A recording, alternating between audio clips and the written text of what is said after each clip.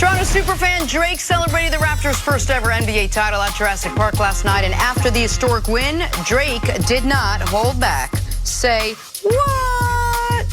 Poetic, you just gotta watch it happen. The 6 and 6, Kyle Lowry with the ring, Kawhi Leonard bringing a chip to the city. I want my chips with the dip, that's all I know. I don't want my chips plain, I want my chips with the dip. So bring them dips. That dynasty's over. We did what we had to do.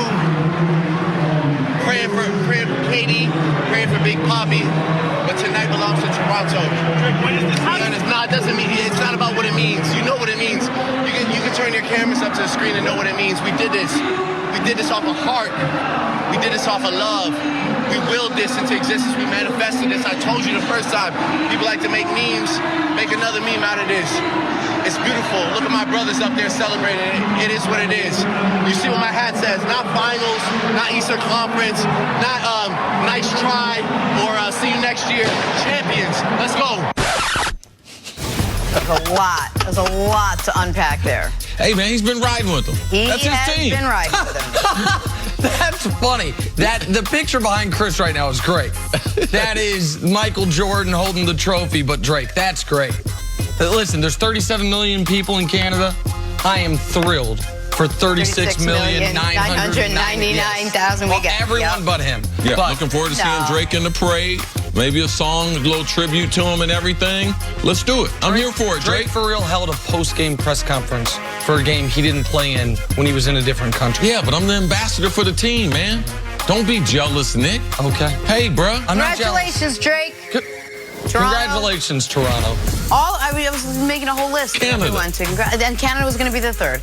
Back to Kawhi Leonard now, who took home his, congratulations, Kawhi, took home his second Finals MVP trophy less than a year. Number 2. After being traded away from the Spurs after a long journey, which included doubt by some, questions of commitment by others, and some head-scratching all around, Kawhi will wake up this morning as the best player on the best team in the NBA.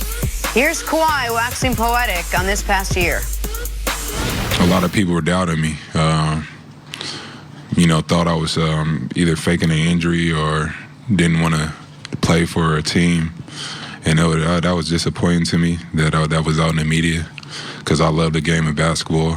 Like I always say, if we're not playing this game, if we're hurt, you're down. So me just, going through that, and I just knew that I have to make myself happy and no one else, and I have to trust myself, and it doesn't matter what anybody has to say about me. I know who I am as a person. I know how I feel, and always just trust yourself. And that was my goal and my focus. That's how I just keep growing up as a man, and that's why I say I just think about my past life and try to learn from situations and be wise and learn from others. Look, if you're the Raptors organization, this worked out as well as it could possibly have worked out. But see, did Kawhi now prove his doubters wrong last night? Well, this is the thing. The people who doubted Kawhi, I'm going to give them benefit of the doubt. They didn't know him. So they'll have an opportunity to reset. Or they can just continue on the idiotic narrative that they've created based on all the false information that's out there about Kawhi. Because after watching Kawhi Leonard, forget the regular season where they took care of him, but in the postseason, if you watch him, and did you not see a player that if he could have played with San Antonio, would have played? So for me, the things that Kawhi proved to others, because I've been knowing Kawhi since he left San Diego. My agent helped recruit him. The guy that represents Kawhi happens to be my agent for 16 years in the NFL. So I know who he is. So for me, it was easier to understand how he could be misunderstood. He's not like the other superstar players, but that don't mean he don't work as hard. That don't mean he don't want the same things they want. And it doesn't mean that if you say negative things about him, it might not affect him or hurt his feelings like the other great players we've seen. And he internalized it. He realized that I am hurt. There's a lot of people out there saying things, but I'm going to prove it on the basketball court. And Toronto Raptors took a chance on Kawhi Leonard. There's a reason why he went to San Diego State. Why would a player like him, how did he get there into the NBA? He was high school basketball player of the year in California. San Diego State recruited him as a sophomore. And after he was MVP of the state tournament, then all these big schools started to recruit him. He said, no, this is the team that believed in me. They put faith in me, and I'm going to go to school there. And he's developed since then. I got a lot of respect for Kawhi because I really know who he is. He stays true to himself. He has not changed, even though this situation with Coach Popovich. Last year, Pop was like, I love you, Kawhi. I love you. You've told us to trade you. I'm going to try to trade you. I got no problem with you, but you need to know this. I'm going to trade and do what's best for San Antonio, even though I want you to be successful. I mean, he said it right there. They thought I was faking an injury. It's the biggest indictment you can make of a pro athlete. And for a guy like Kawhi Leonard, who unlike almost all the other superstars we've had in this league, had never really been criticized for anything.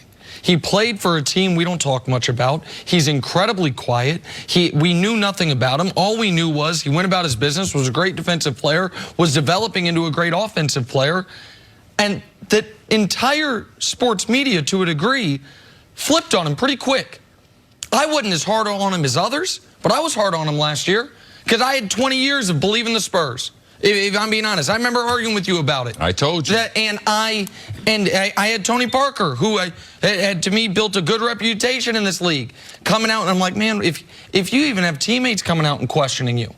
I learned a little bit, not only from that, but from this year. It wasn't anyone's name on it, but Kevin Durant had teammates coming out and questioning him. How hard is he really?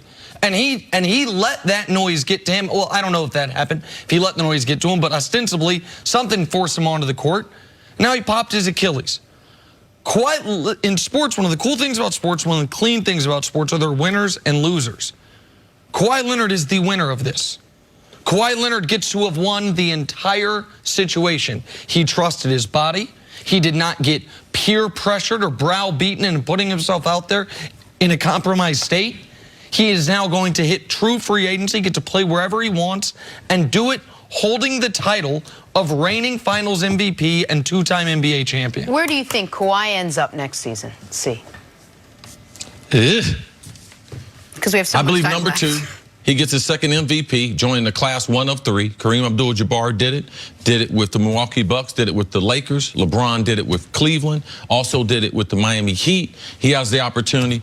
I believe he goes back to Los Angeles, true to his roots, Southern California, born in Compton. I believe he's with the Clippers next year. So you think he and LeBron next year will have a chance, either one of them, to become the first player ever with 3 Finals MVPs for 3 different teams? Yep, it's going to be a race. Who's the first to number 3? We got to go early. That's it.